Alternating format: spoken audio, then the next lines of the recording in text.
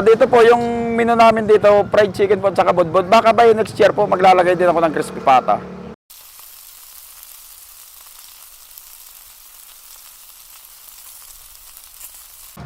Yung budbud po namin, may sizes po, may tatlong size. Mayroon pong small, medium, large. Yung small po, 90. Tapos yung medium, 105. Tapos yung large, 120. Pero yung 120 po namin, kasi na siguro sa 2 tao. Yung sa chicken po, mayroon kaming buo, 340. At saka kalahati, 170. Saka mayroon kaming toppings, yung quarter chicken, 100. Tapos yung medium, 115. Tapos yung large, 130. Bali may 1,000 na lang po kami natitira ng asawa ko. Eh sabi ko, wala talagang kumbaga wala nang pupuntan eh. Kumbaga kuan, parang sa palaran na kuan. Kaya ang ginawa ko po sa 1,000 na 'yon, kumbaga ibinili ko ng 6 na pirasong manok. Doon po ako nag-umpisa sa bahay.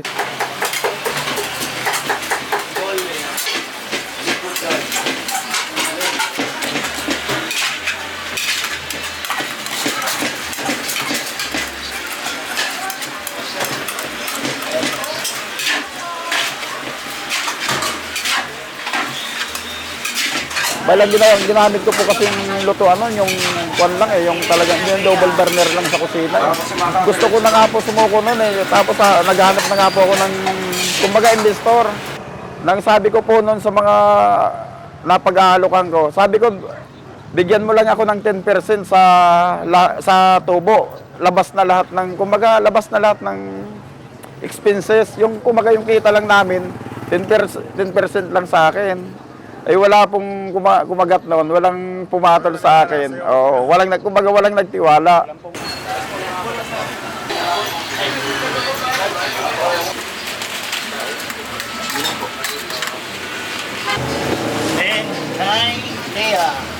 Kaya ang ginawa ko po noon, tinuloy-tuloy ko lang. Kasi ang pan-deliver ko po noon bisikleta lang eh. Nag-umpisa po ako sa bisikleta, mamamalagi ako sa umaga sa SM.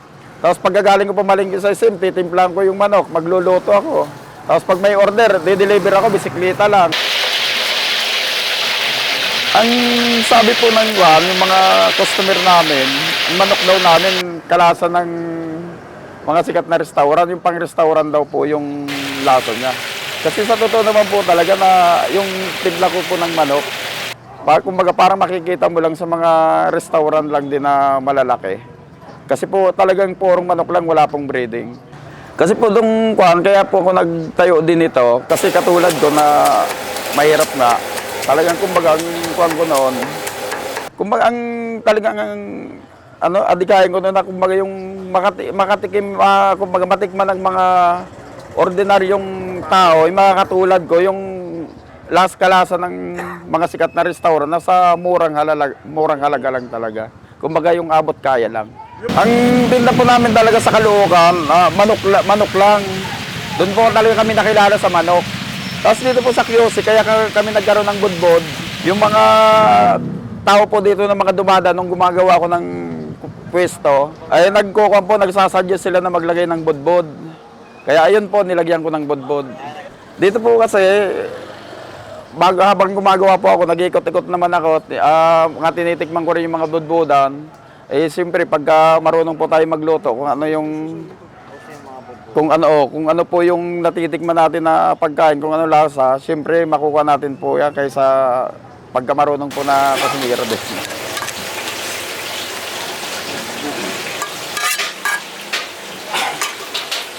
Matatagpuan po pala kami dito sa number 1 Cavite Street, corner Abra Street, Barangay Ramon Magsaysay, Bago Bantay po. Likod lang po ng Iglesia ni Cristo Muñoz. Likod din po ng BXI na call center. Sa mga hindi pa po nakakatikim ng budbud, dito po sa QC mayroon kami.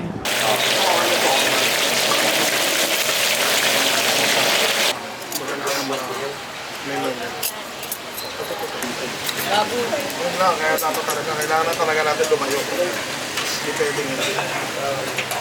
Joel! Sabay din na isang buong martin. Ano kaya? Plastic na lang? Bagay talaga. Yan ang ano nun.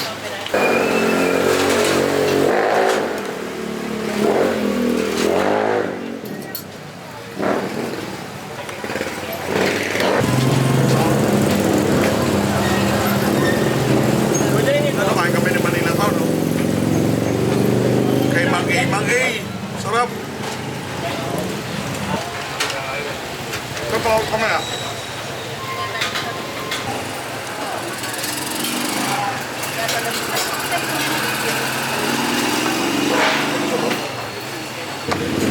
Sarap.